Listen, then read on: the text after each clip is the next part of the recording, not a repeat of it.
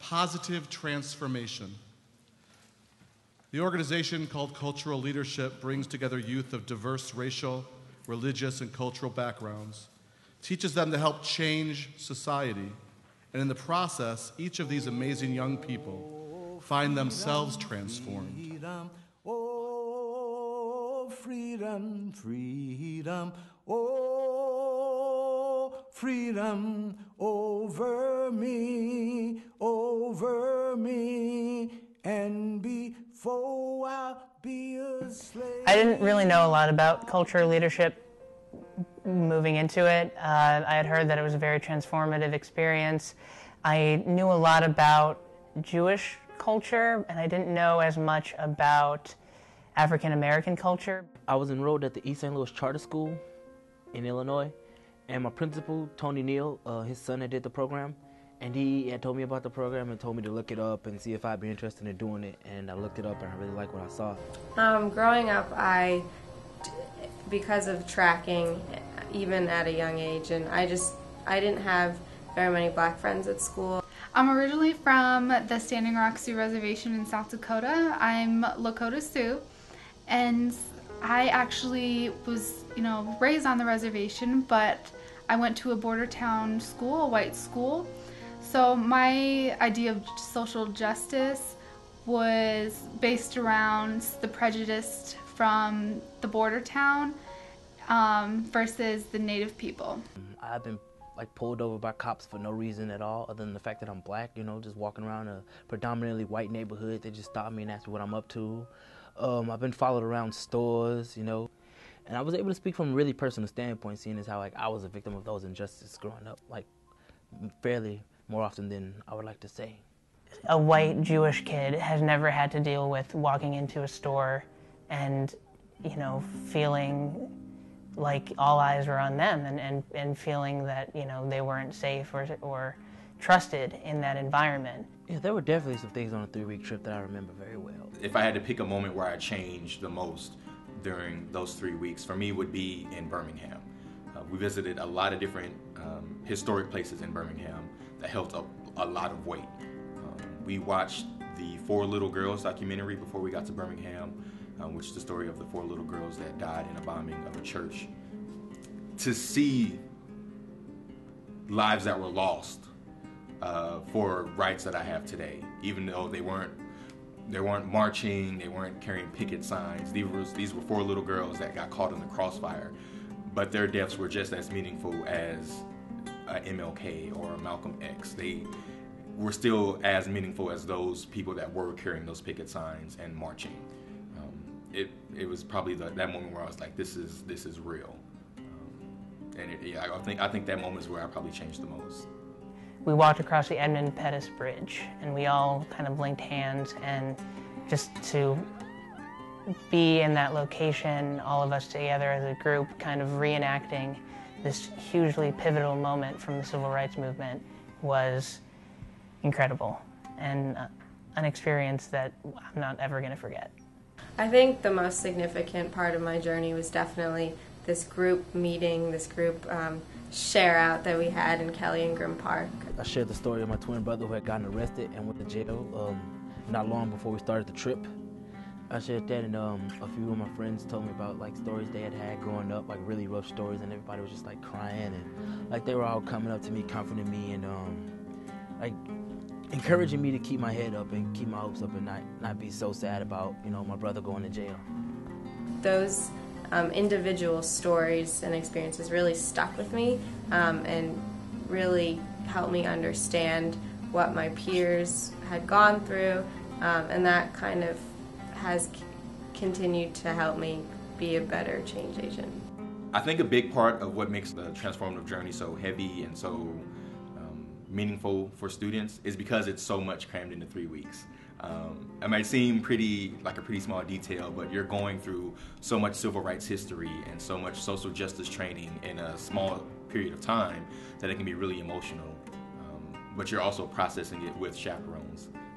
So you kind of work through how you're feeling and what it means to you as an individual. Yes, I remember the welcome back speeches at CRC. I remember those very well.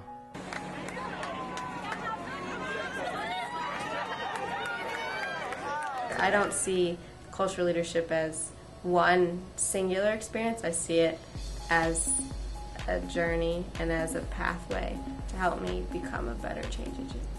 Senior in high school, and one of the many students who have no idea what I'm going to be when I grow up. But I do know who I want to be, and cultural leadership gave me that, and they gave me that sense of direction. I remember we were on a trip. We were in Birmingham, Alabama, in the parking lot of IHOP. And everybody was talking about college plans, and I was just like sitting there silent, wasn't saying a thing. Until Karen walks up and says, where are you gonna go to college? Oh, I don't know, maybe some community college. And she said, no, that's not good enough for you.